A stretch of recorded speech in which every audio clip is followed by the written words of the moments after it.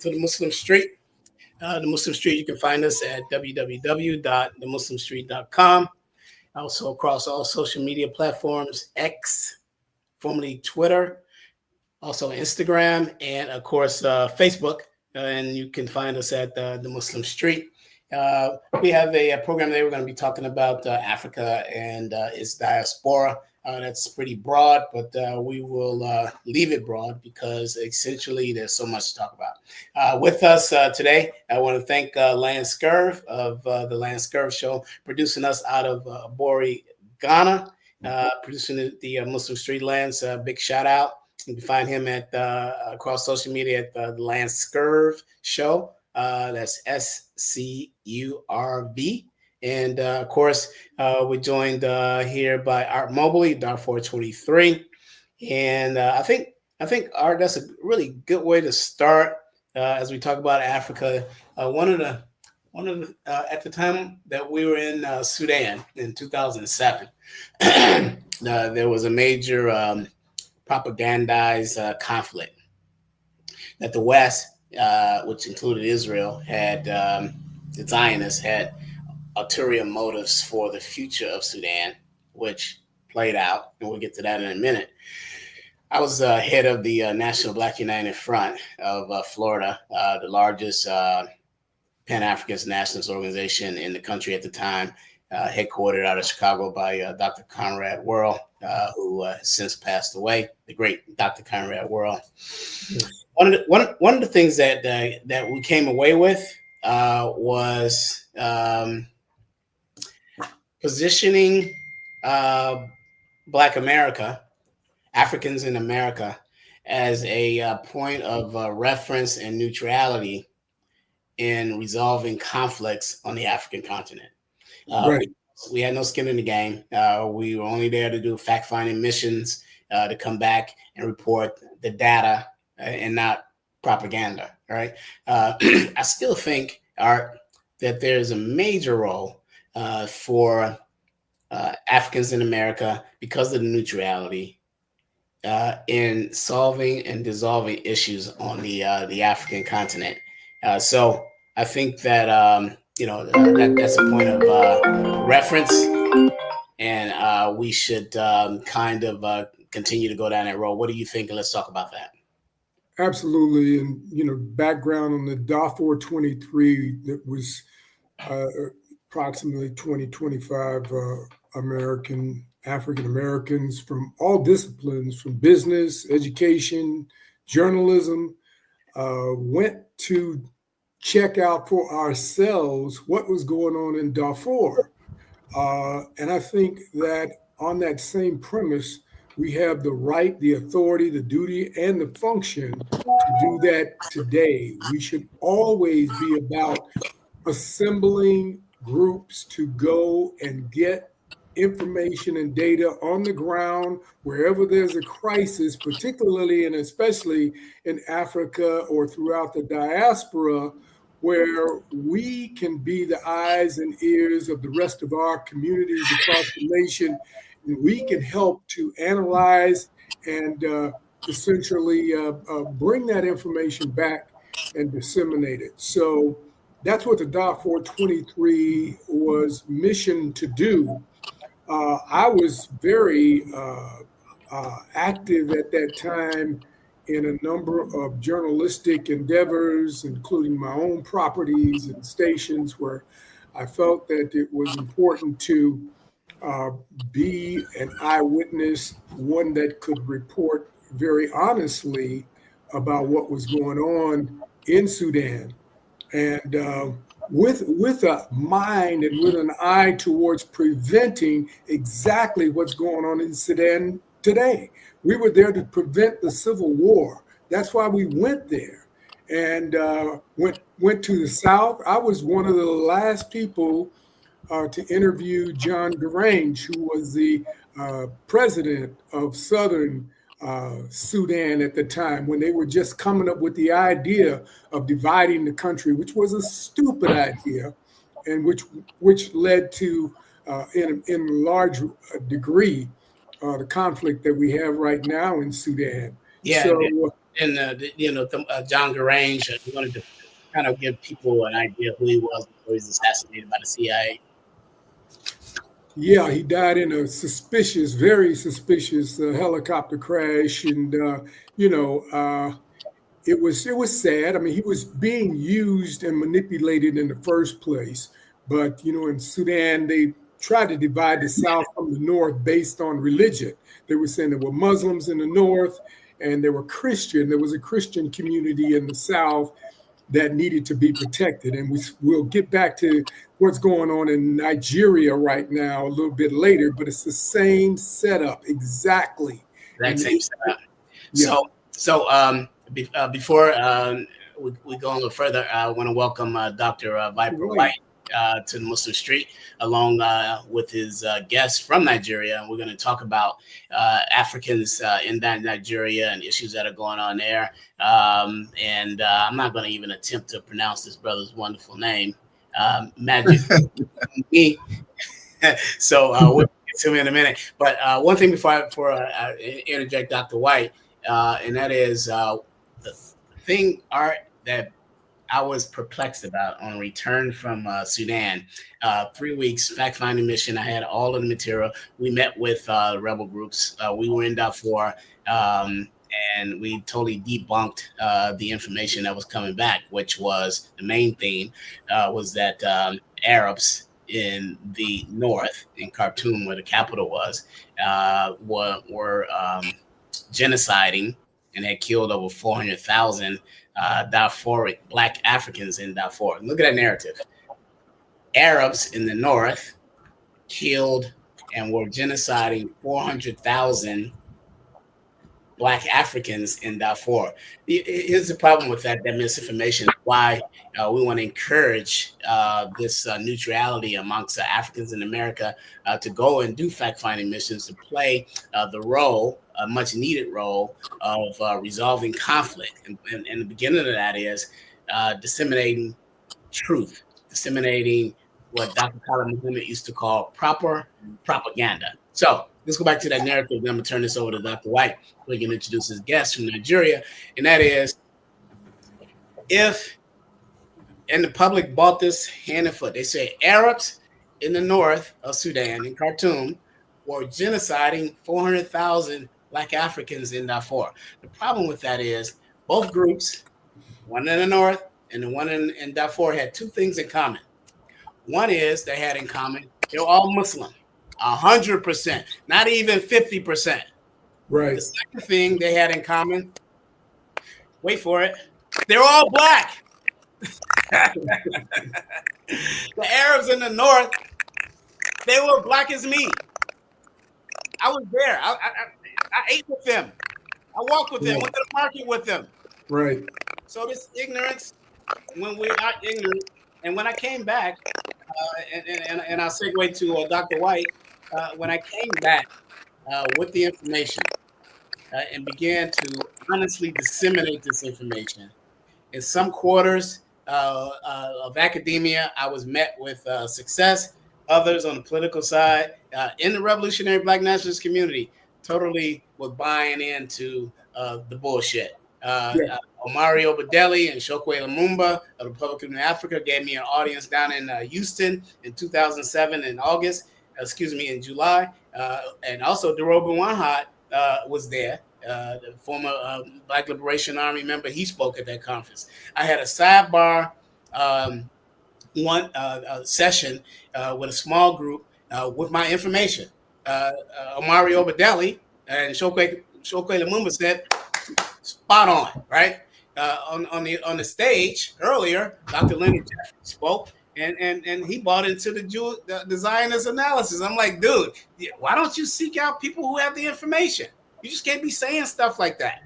So anyway, Dr. White, we have a guest on from Nigeria, and can you introduce him? Yes.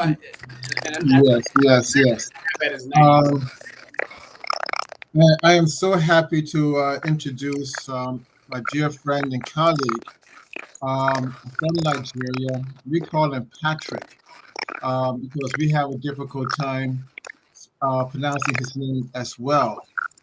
This is a young brother. He has written a tremendous manuscript. And I think he's up for a Nigerian prize on his book called Delusional, The Great Delusion.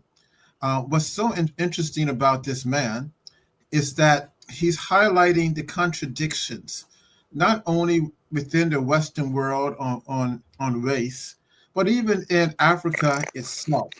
And and he's a brave man because right now, as he is living in Nigeria, as you know, the president of Nigeria has just released senior officers for a coup d'etat attempt. We see that Nigeria is under watch because they're arguing that Muslims are killing Christians. All types of things are taking place. And also, you should know before Patrick talks that Nigeria has the largest Black population of any country in the world. The second is my beloved Brazil. And Nigeria has offered, it has offered the world great things. Car companies, they're building right now one of the largest oil refineries in the world. So a lot of good things are coming out. Also, I want to welcome Jemiah to our platform as well. I see that she's on. But Patrick, are you here? Hello? Yes, me, I can hear you. I can hear you. All right. Yes, he's Listen, here. why don't you There's say a a little little bit more noise, about background noise from around your head? guys. Are we okay, Lance?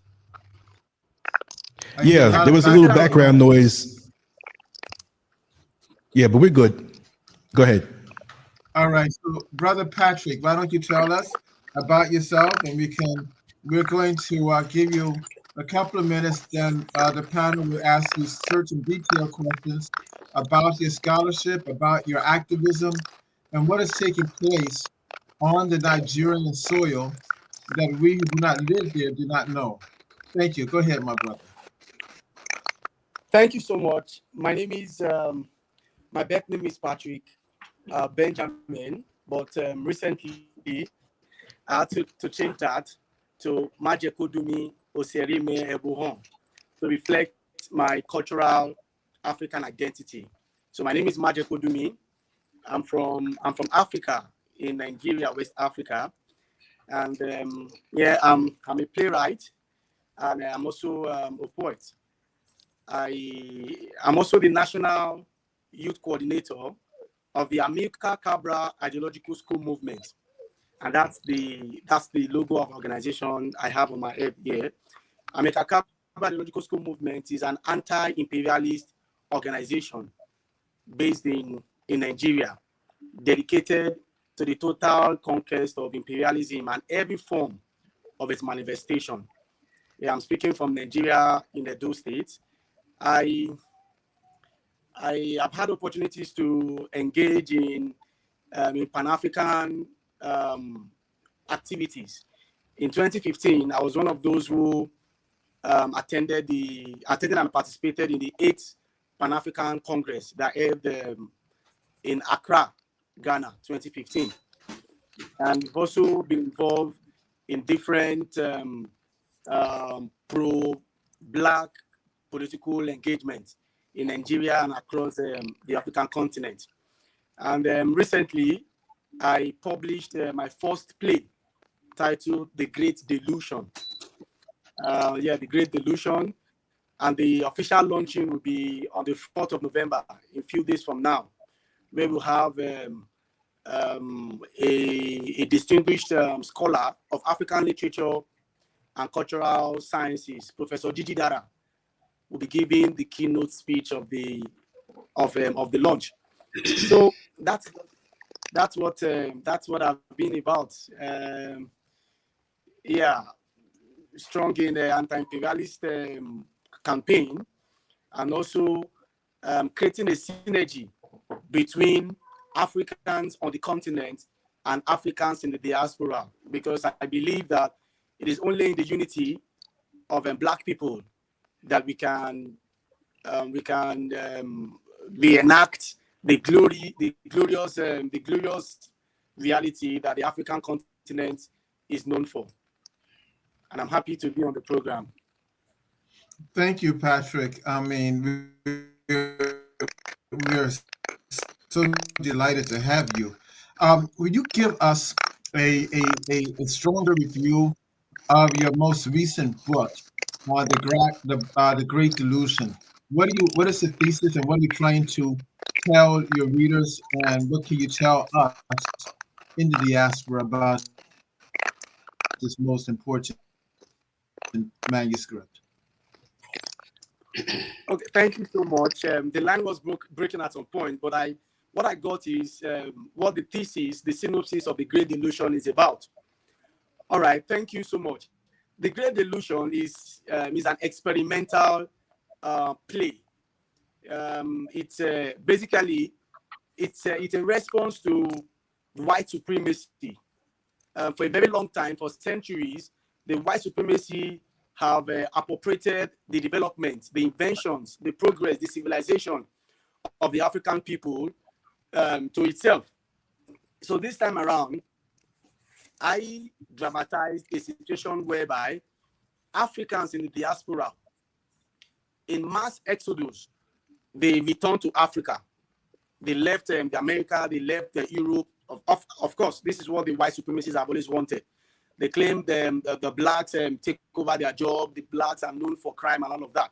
So instead of pleading, or instead of asking for a seat on a table where we, the black people, are the menu, Africans in the play, in the Great Delusion, they relocated from wherever they are, and they came back to Africa, where they joined the rest of the Africans on the continent to develop the African continent. In turn, the contrast is this: the civilization the white supremacists think belongs to them crumbled in their very eyes. They try to use the elevator, but the door refuses to open because a black man invented the elevator's door. They try to use the phone, they couldn't, because a black man called Louis Latimer contributed immensely to the invention of the telephone. In fact, it developed on Graham Bell's invention. They tried to use, they couldn't even operate on do any art operation, because a black man was the first surgeon who did the first open heart surgery. And I'm talking about Dr. Williams, Daniel Williams. So these are what the play reenacted. And I had to write this play because over the years, I've watched a lot of movies, by Hollywood stars, and they consistently dramatize, or they consistently depict the black agency from the position of slavery, trauma, or the white savior trope. Over the years, it has been like that. The history of the black race did not start with slavery. And it is not just slavery that the history of the black race is all about. And that is what the Great Delusion is telling the world.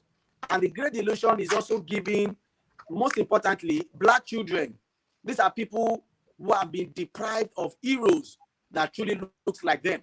The white supremacists have for a very long time lied that innovation, discovery started from, belong to the white and, and all of that. And this is what they teach our black children.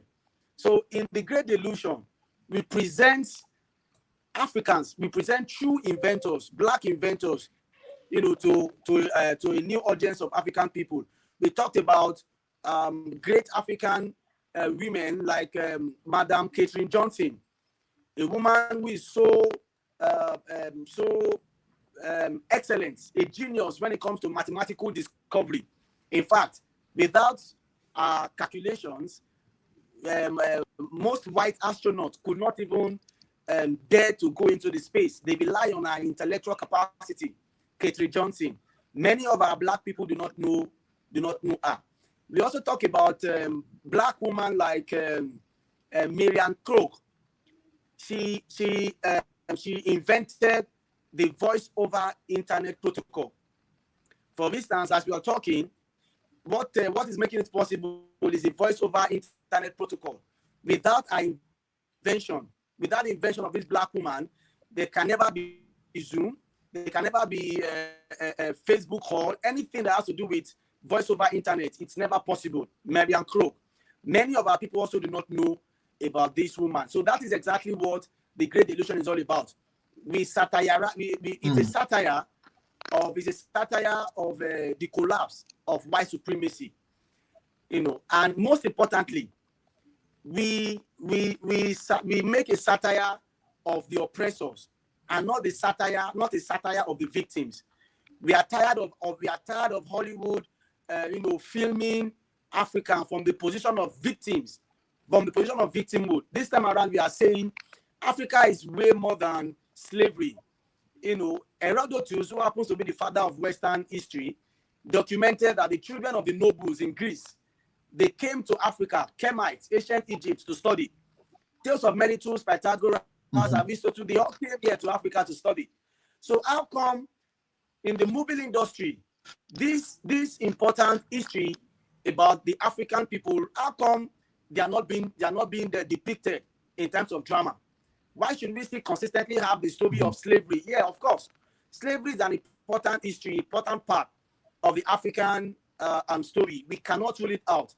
But there is always a problem when we keep feeding the African people with trauma-based storytelling. It has a way of corrupting. Brother Ram. I can hear you, sir.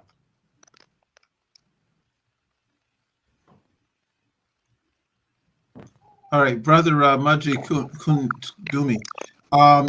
In your writing and your research and in your activism, do you look at what I call the effect of modern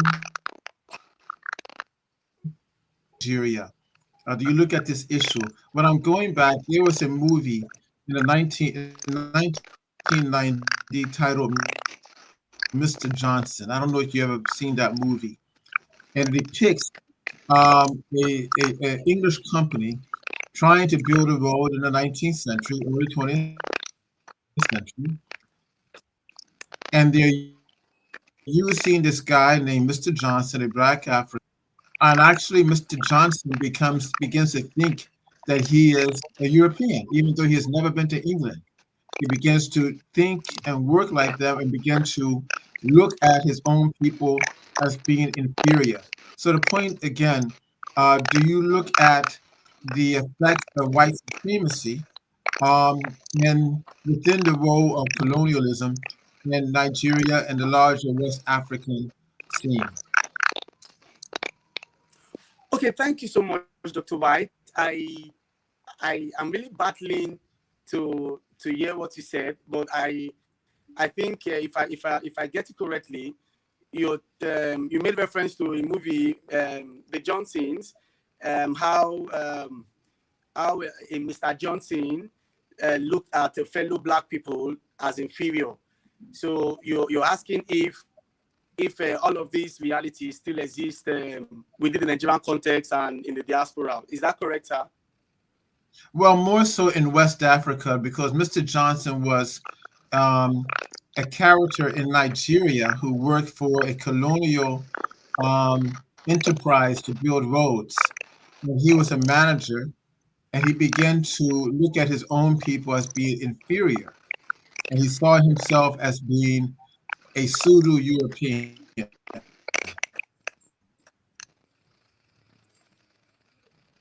Oh, absolutely. I know we have the noise Yes. in Mr. White's signal. We might have him call back in and reconnect. That would Okay, I will do so. Clear up the All right. problem. So, okay, right. we'll do that. Fascinating to hear from you, brother. Majakudami, beautiful name, and certainly a fascinating subject to talk. Could you also, brother, talk a little bit about what is going on in Nigeria right now, particularly with the conflict that's supposedly going on in the north? Most of it is probably mythology, but can you shed any light on it? Did he leave? Did he try to call in or reconnect? Hello, I'm here. Okay, we lost your guest. I believe. Okay, I thought you was asking me to call in the Yes, reconnection. no. We got a better signal now that you did call in. Yeah, much Is Brother Maja still on the line? I think so. Patrick's in, but the screen is black. Yeah. All right. Patrick, So- are you there?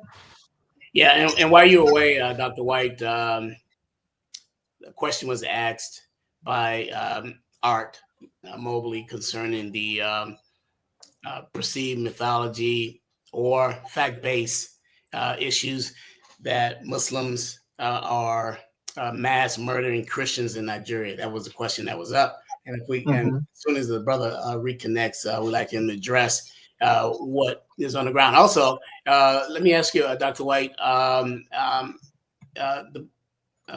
the guest mentioned he's Christian, not Muslim. He is. I believe he is Christian. Yeah. So I think his analysis of that would be authentic, and we hope that we can get him reconnected. But in the meantime, Art, we were discussing prior to Dr. White moving in the direction of his guest, the role that Africans in America should play and must play in diffusing issues of conflict on the African continent. We're perfectly situated to do that. Well, absolutely. And I think we should encourage that as much and as often as possible and really go to the lengths of doing what the Darfur 23 did. I mean, at their own expense, this group put together, a couple of dozen journalists, teachers, and educators, and went to Africa to see for ourselves what was going on. And I think that in and of itself is not only historic, but also revolutionary to do that. We have to get involved personally to find out what is going on. We can't depend on CNN, ABC, and the Israeli media or the European media to tell us what is happening in our motherland. We can no longer do that. It is absolutely intolerable. So anytime we can put together those efforts, we should do so. We should have people on the ground as close as possible to those countries in the Middle East. Definitely what is going on in Sudan, West Africa. We should be monitoring what is coming out of Burkina Faso and the Sahel, and also what is coming out of Congo ourselves, so that we can interpret those things in as many ways possible as we can back to people in the diaspora. So we can do this. Social media allows us to do this, and there's no rational thing that I can think of that is preventing us from doing that. So we definitely can make people citizen journalists all over the world. Everybody has one of these. We all have a cell phone, and it is camera ready, is capable of doing some amazing things, and we can be on the line and sending that information and reporting wherever we are. We can do that. We can do that live. In fact, we ought to turn the Muslim Street into that kind of a program. Where we can literally international media front. Yeah, absolutely. Instantaneous, live. We could do that as much as possible. We just need to make sure we get a little funding to go along with that, so that we can really do the kind of good technical job that we would want to do. Certainly Lance has already put together a great platform for us to do that with right here. So, Dr. White, what do you think about that revolutionary idea? I think that's incredible. I think that's tremendous. We just have to get people who are dedicated and people who don't mind being in the mix of conflict. As you brothers went to the Sudan, you were in the mix of conflict, and it took bravery, and it also took determination to see, to review, and it took toughness to bring those stories back and to write those stories to our community, because we're up against so many walls. So therefore, as Brother Art Mobley stated, we have to be very well funded. We have to have the right people, brave people, and to speak the story. I mean, one of the things that we have noticed right now, especially in reference to Gaza, people who are writing true stories are being targeted, right? And reporting on issues are being targeted, pardon me, and being murdered. So we have to make sure that we are well grounded, well rooted, have the right people and the support. And also, I would also include that we're willing to look at not just in areas such as Sudan, but the totality of Africa, looking at the great things we're doing there, but also some of the contradictions that are taking place in some of those countries. We have to be truth tellers. I mean, for example, the issue right now that's taking place in the Ivory Coast. We have a president who is 83. He's on the verge of being elected again for the fourth time. His opposition, one of his oppositions, is in jail for criminal behavior, which is maybe sketchy. We don't know. And the other one um, is has been dismissed because they have found or believed that he is a French citizen. We don't know for sure, but are we willing to investigate those things so that there is truth to the issue? Well, In Nigeria, for example, um, the case of what they're saying about what has taken place with the Muslims and the Christians. We're going to have to go to those war-torn those areas and find the truth. And some of those areas we may be stepping on the toes of many local political activists who may want to hide some of this stuff, the truth or the falsehood. We don't know.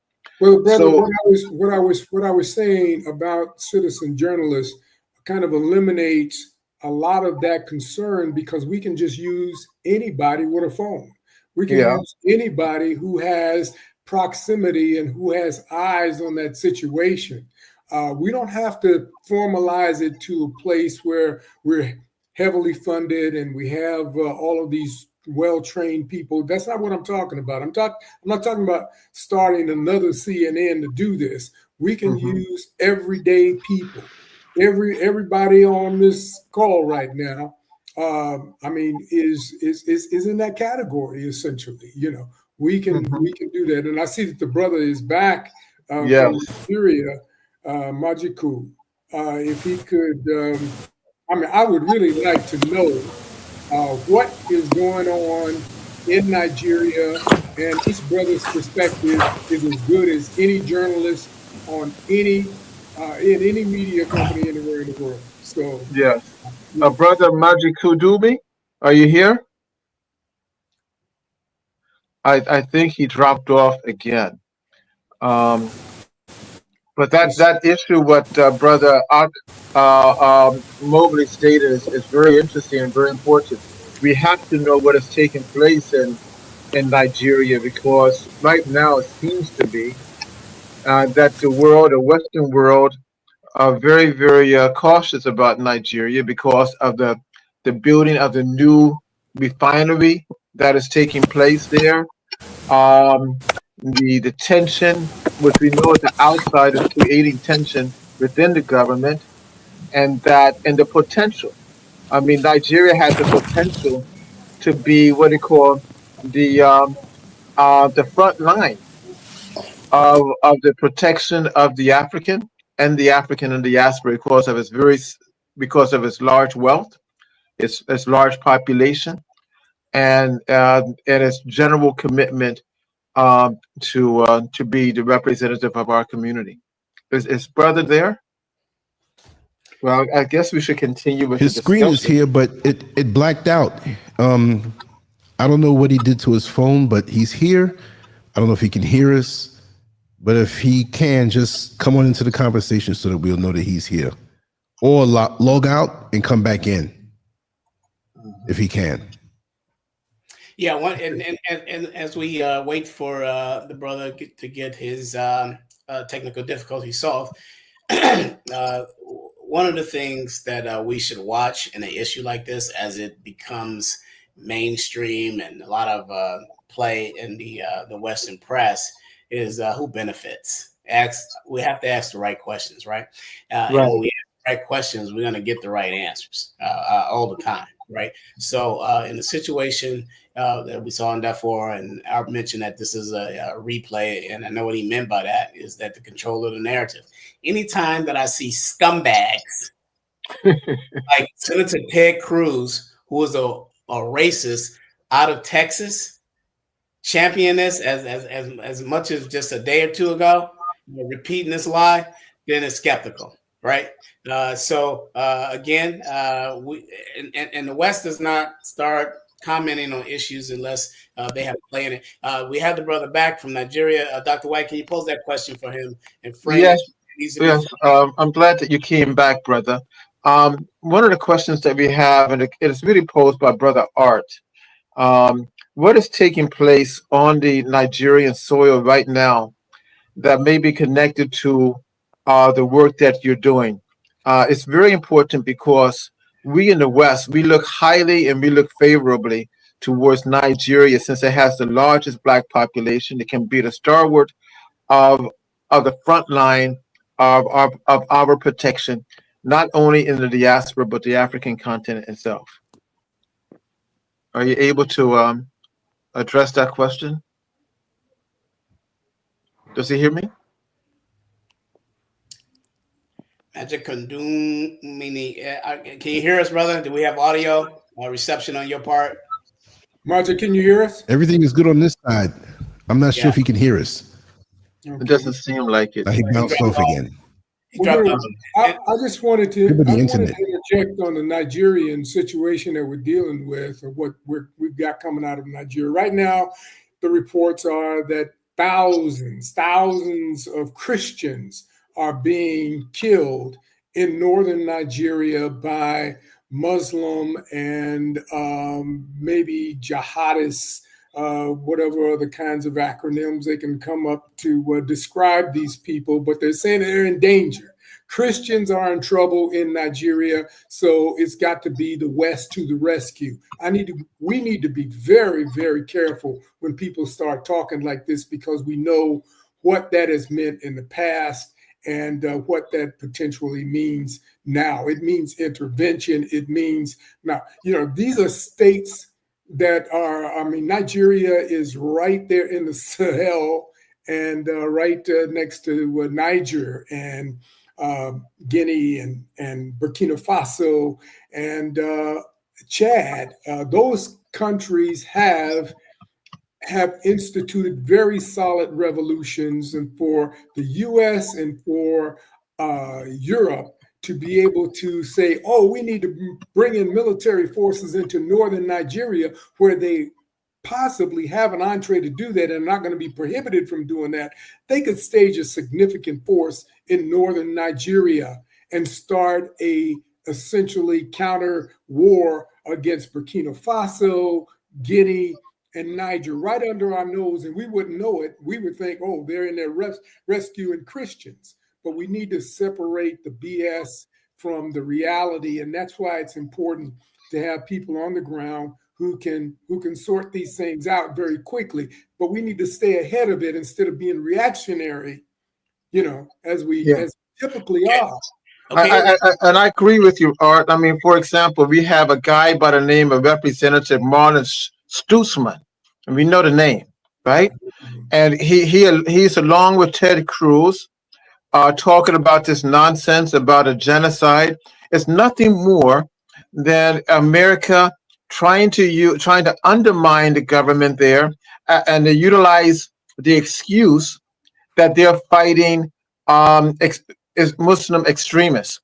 And if we look at it, the so-called extremists that are there, they're not even part of what we call the Islamic fold. They're being supported by the United States. All right, and in a sublime manner Okay. to keep tension there. Okay, You see? Dr. White, I have a guest. He's back on. He's audio only. He's listening in Okay. to the conversation. So, Dr. White, please frame your question. He can hear you, and he'll respond via audio only. Yeah. Thank you, brother, for calling in.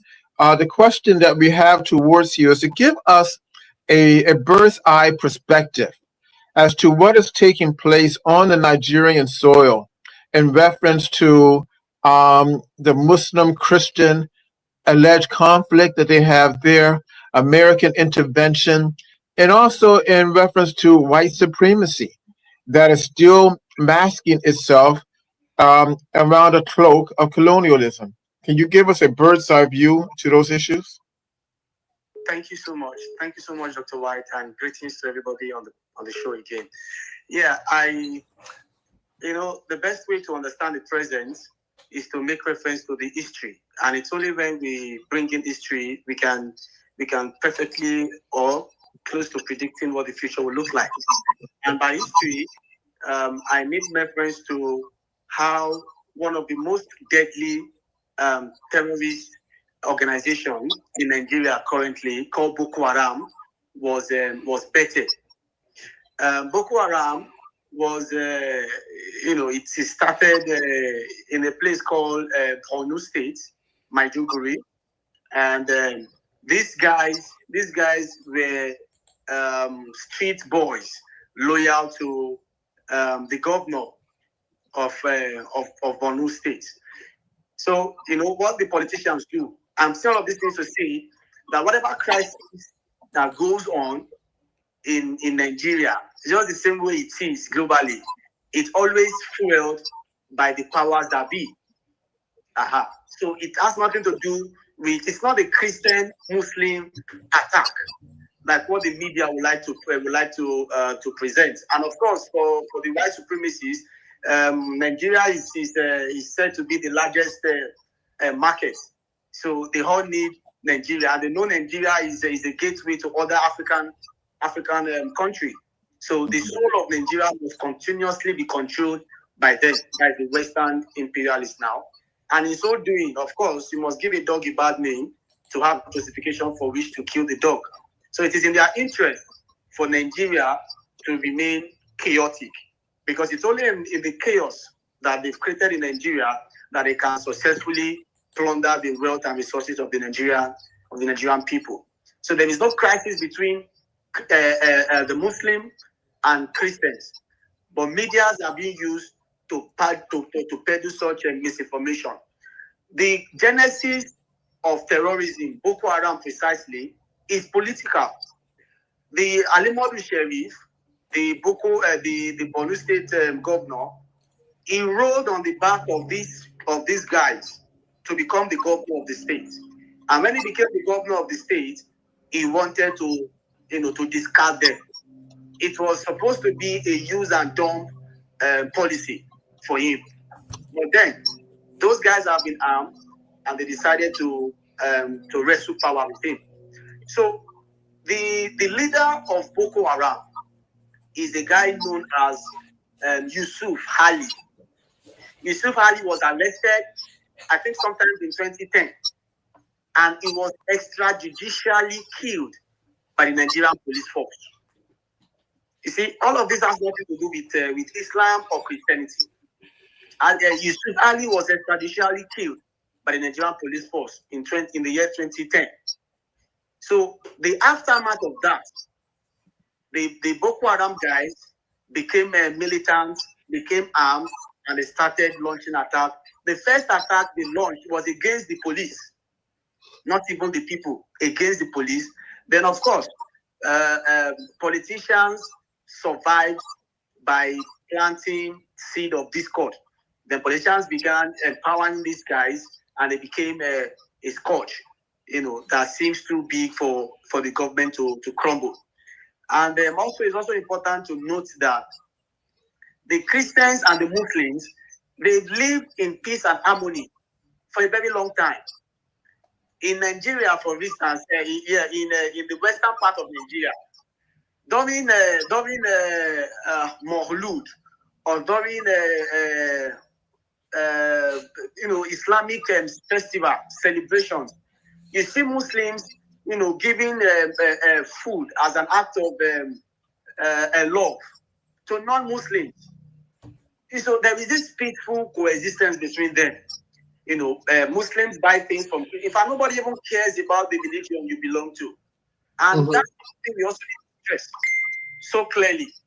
Imperialism has nothing to do with religion. Imperialism is only interested in dominance, control of the resources, and whatever religion that seems suitable for them at any given point in time will definitely be the instrument with which they will use, to spread their hate. So it is not a Christian-Muslim crisis. It is the Nigerian politicians who are advocates of the. Can you hear me? Yes. Yes, One of the questions, one of the issues that I find very interesting, brother, is that this new contention of a Muslim-Christian conflict occurred just a few weeks ago in the new elevation of this. And this was when the president of Nigeria rejected President Trump's initiative to send alleged criminal aliens from South America, Venezuela, Cuba, and so forth to Nigeria. And the president of Nigeria said, if their own countries don't want their criminals, why should us? And we don't need your money. And then we began to see this escalation of this rhetoric that there is genocide being taken place by the Muslims on the Christians, and now to put Nigeria under a global watch, a criminality as a nation. And then we have a number of Christians in the United States actually saying that the United States should go in really to undermine the government and to actually force change. So I find that to be very interesting. Oh, okay, Dr. White. Let me. That was why earlier on I used a very popular proverb on the African continent that says, you have to give a dog a bad name to get a justification to kill that dog. We all know what Mr. Trump represents. He represents his imperialist. He hasn't come to the reality that the world is moving from the white dominance or white imperialism to a society where every nation is treated on the basis of mutual respect. Why should the Trump administration impose, anything on the Nigerian people? It's an insult to the sensibility of the Nigerian people. Yes, Trump is notorious for that. I can also make reference to that. Something happened also in South Africa recently, where the South African government and the people said enough is enough. For a very long time, the whites have controlled more than 70% of the South African economy. So this time around, the people of South Africa, the black South Africans, want to do a land redistribution. And you see people like Donald Trump and Elon Musk, they took to social media, took to the media, and began to spread misinformation, claiming the blacks in South Africa are killing the white people. And that is not the reality. That's not what's going on there. The same thing is what he's doing, in respect to this matter. People like imperialists know they do not have the argument to persuade or convince the people on their side. So the only thing they have is to bully people around. And that is exactly what is going on. Muslims are not killing anybody in Nigeria. Whatever terrorist attack going on in Nigeria, the Nigerian government, in collaboration with the Western forces, they definitely know what is going on in Nigeria. And this is not the first time this peddling of falsehood, has happened on the African continent. I can also make reference to Libya that is now a shadow of itself. During Gaddafi's administration, the U.S. government sponsored rebels to revolt against Gaddafi. Gaddafi did what any leader should do to defend Libyans. Then the U.S. through NATO and the rest, they invaded Gaddafi and, they extrajudicially killed Gaddafi at a time when the President of the United States of America and the Secretary of the United States of America are both civil rights lawyers. So these are the things the Western imperialists are consistently do. They believe, they still imagine Africa to be the same Africa where they sat and they divided, the African people, creating them by border. France saying, okay, we will hold on to these Francophone countries, then the British will hold on to the Anglophone. That is what they still have in their mentality, that this is the same Africa that they've always controlled. But of course, the narrative has changed. We have countries like Burkina Faso doing wonderful things. We have Niger, standing up against imperialism. And Nigeria was also taking food. Let me also make reference to a few months ago when the French government and the United States, impressed on the Nigerian president to invade Niger. That was at the early period when the Nigerian new authority came in.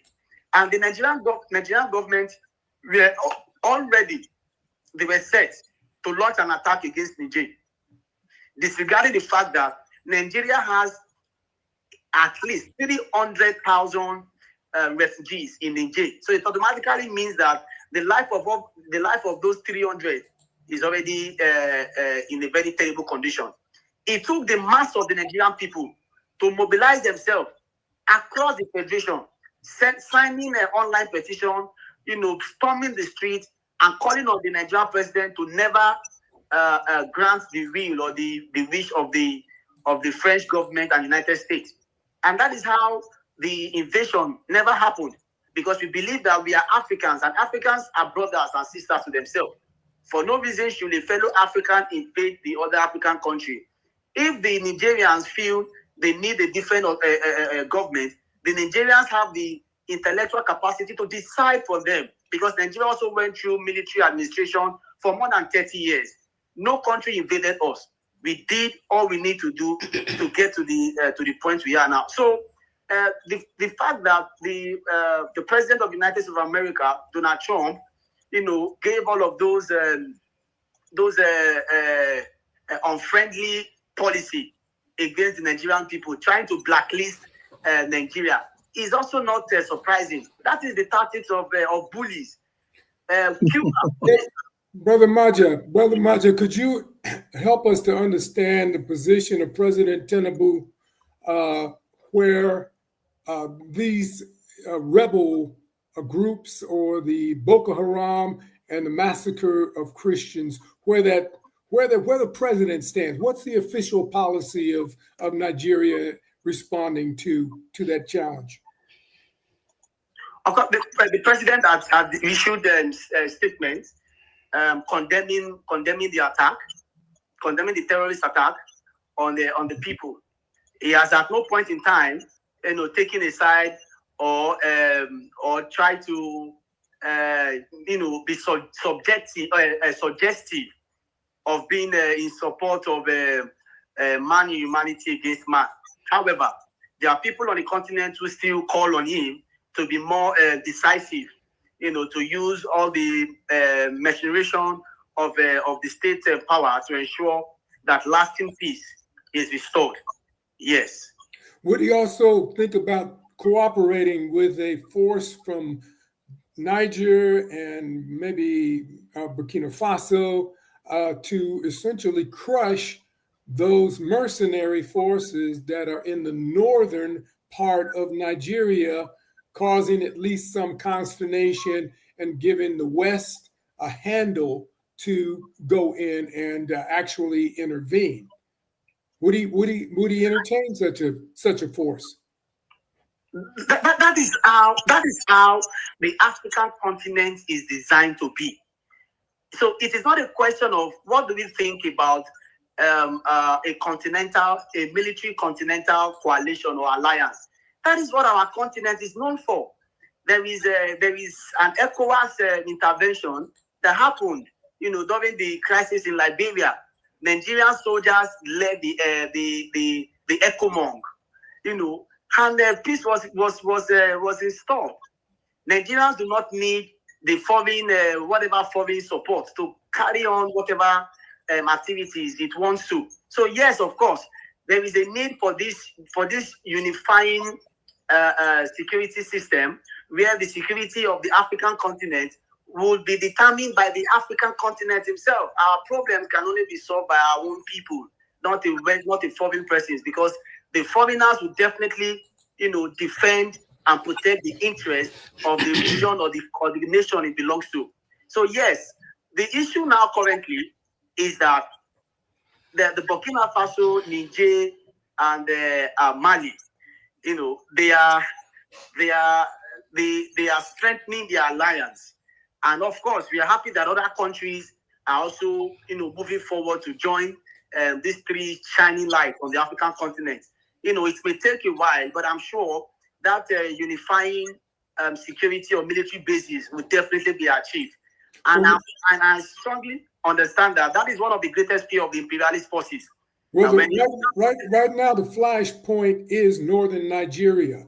And believe me, the forces in the West are gathering to intervene in northern Nigeria. How do you feel about them coming into your country, having French, Italian, British, maybe even American soldiers on your soil, along with Israeli troops and other mercenaries, attempting to solve a problem that you say Tinubu is neutral on at this point? The imperialism or white supremacy has never solved any problem. What they've always done is to create crises for their own benefit.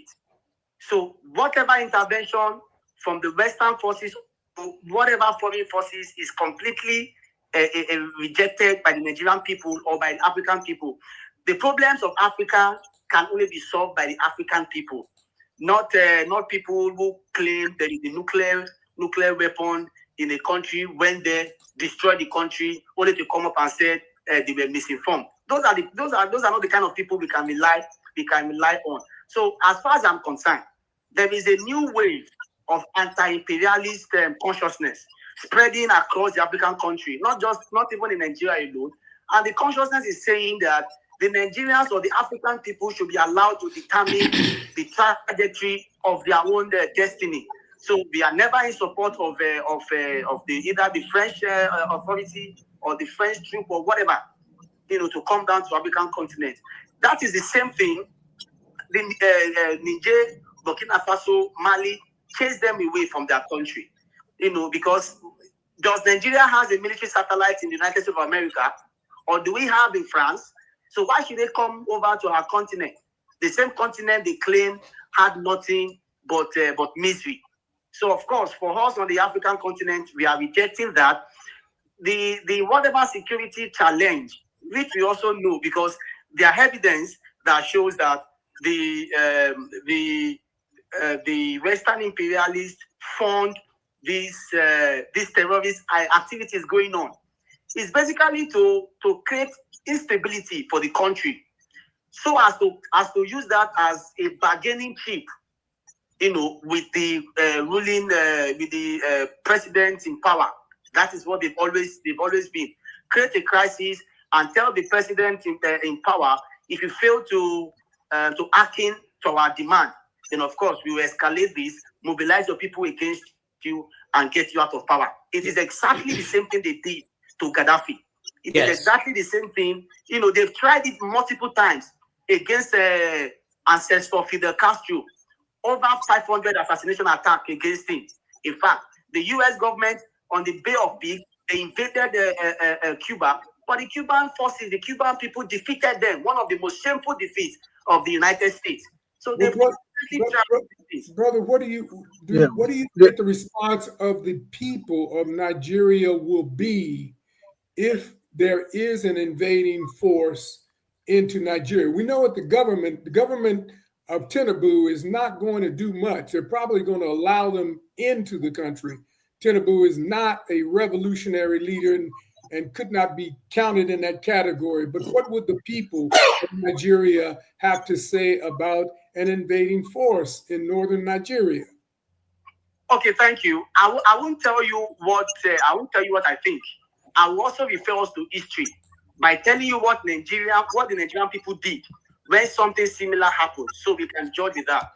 I think in 1950 something, just few years before the Nigerian independence, 1960, then the British said they are trying to leave Nigeria for independence, but they will create a military satellite in Nigeria. And they call the agreement, they call it the Anglo Defense Pact. Right. It means that an agreement to be signed between the Nigerian government and the British government to allow some of their military satellites in Africa, in Nigeria, similar to what they did, what the Belgian government did with their military in Congo, which later led to the arrest and whatever of Patrice Lumumba. Now, when the news broke out, the Nigerian students mobilized themselves across the Nigerian Federation, and they massively protested against that pact and said they will never sign it. The British authority had no point because they saw the resistance, the mass resistance of the Nigerian people. Because when the people say yes, there is no force on earth that can say no. And that was the same spirit, the Nigerian people, led by the Nigerian students and the Nigerian youth. And they voted against that pact agreement. And it they never saw the light of the day. So I believe Nigeria has an history of standing up against imperialism and every form of its manifestation. So I have no doubt whatsoever that a similar attack would definitely be resisted by the Nigerian people. And also recently, it happened when the French government tried to get the president of Nigeria, Tinubu, to invade Niger. Nigerians were on the streets, protesting on the streets. Online petitions were signed and saying, no, Nigeria, we are not in support of our soldiers going into our fellow African neighborhood country and invading them and killing. The blacks should never kill themselves. We should never give in to the divide and rule tactics. So I can tell you that any form of such foreign intervention will definitely be resisted by the Nigerian people. Yeah, so I want to thank our guests. We're coming up on the hour. Yeah, Dr. White, you got one question. We'll come up on our hour. Go ahead. Okay. One of the things I want to make mention is that, that Nigeria has a strong military alliance with China, Brazil, Mali, Niger, as well as Burkina Faso. And it was seen that the United States does try to do that. It may be a long, hot day for American forces because of this growing alliance, like the United States is going to find out in Venezuela, whereby you have millions of people, civilians are well armed. But there's an issue that is not being talked about too much, and that is the Igbo Jews. You got about 25,000 of them in the country, and they see themselves as the 12th tribe of Israel. And for years, they've been trying to get recognition from Israel. From Israel. Israel has now stated that they will give them recognition if they would support them. They're funneling in a lot of money into Nigeria to these Igbo Jews. I think that is a quiet element that's taking place that can cause some disruption, because if they're given immigration status to Israel as a full Jew, it may change some dynamics and cause some problems. What do you think about that, brother? Majid Guba? We've come up on the hour. I think that's a good question to start off with part two. Can we have the guests back on next week to continue this conversation? And we're going to couch this specifically to deal with our on the Muslim street with this issue of quote unquote mass killings of Christians in Nigeria. Let's develop the entire program around that. Dr. White, I want to thank our mobile leader, Dr. 23, and our guests from Nigeria. And we'll do a part two on this next week. One question that I think is important that we leave out with our guests from Nigeria: what religion are you? African traditional system. Okay, good. So, good. I wanted to establish the authenticity of his analysis, that he wasn't this, he wasn't Muslim, and he wasn't Christian.